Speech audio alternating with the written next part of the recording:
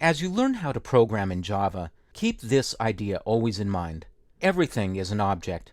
As you design your applications, you'll be placing your code inside class definitions and wrapping that code inside functions known as methods. Let's take a look at a very simple application, the Hello World application I've shown previously. This time, I've given the starting class a different name, Simple Application. Notice that the main method, though, looks the same as before. That syntax is required. And, as stated previously, the executable code is inside the main method. It outputs the string Hello World to the console. You can diagram your Java applications using a syntax known as UML, or Unified Modeling Language. This diagram shows that the name of the class is Simple Application, and that it has a single method or function named main, and it returns void, which means it returns nothing. It doesn't return any value at all. Now, from this simple class, you might not get the idea that everything is an object, so let's expand the application a little bit to two classes. In this version of the application, there are two classes. The starting class is still called Simple Application. It's the starting class because it's the one with the main method. And as the application starts up, the main method is called, and the code in that method creates an instance of another class called Welcomer. That class is shown at the bottom of the screen. Shift your attention down to the Welcomer class. It declares a variable named welcome outside of any methods. We call those either instance variables or fields. In this case, there's an instance variable named welcome, it's a string, and it's private to the class, which means that it can only be read by the code within that class. Its value is hello. When the function sayHello is called from that class is responsible for outputting the string to the console. From the main application, we create an instance of that class using the syntax welcomer, that's the uppercase version, that's the data type, and then the lowercase version is the name of the variable. And we say that it's equal to a new instance of the welcomer class. That's an object, and the object can have methods and properties. We call the object's sayHello method, and the result is to output the string to the command line.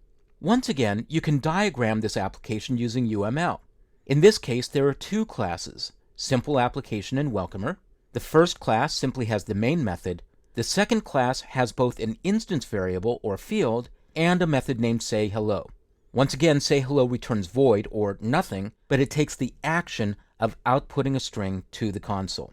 In Java, we say that everything is an object because it's very common to create an instance of a class to execute some code, and that code will be wrapped inside the class.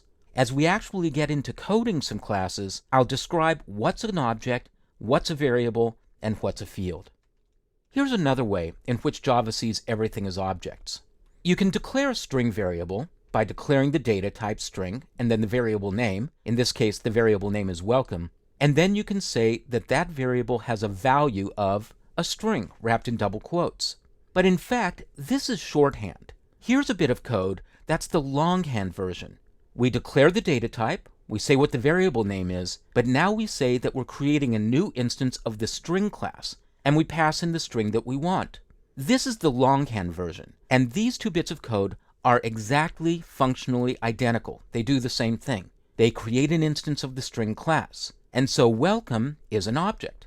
But you can go further with this idea, because within a string object there's actually an array of individual objects, one for each character. So you can say that welcome is a string, hello, or you can say that welcome is an array of 6 objects, HELLO, exclamation. And here's a bit of code that breaks it down even further. I'll start off with an array of characters. Char, bracket bracket, means create an array of characters. The name of the array is chars, C-H-A-R-S, and then the following syntax, with the individual characters, each wrapped in single quotes, and then all 6 characters wrapped inside braces, means create an array. I can take that array of characters and wrap them inside a new string, called S, and now once again I have either an array of 6 objects or a single object, the string S. When you start seeing everything as an object, you see that you can break things down to their smallest components in Java. A string is really an array of characters. A primitive numeric value is an individual value, but a complex object can reference many objects. By breaking things down into small pieces in Java, it makes it easy to find the code that you want to expand on or fix. The output of this code would be simply hello. Because the string class is a complex object, it can encapsulate or offer all sorts of functionality. And in fact, the string class, which in longhand is java.lang.string, includes many, many methods. This is a short list of just a few of the methods that are a part of the string class.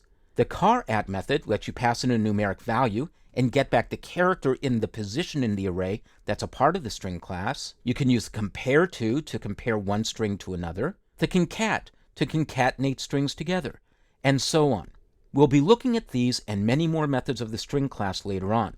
But my point is that a string is not simply a string. It's an instance of a class, and that gives you access to all of the functionality that's built into that class as a part of the Java programming language and its core runtime, the Java Class Library.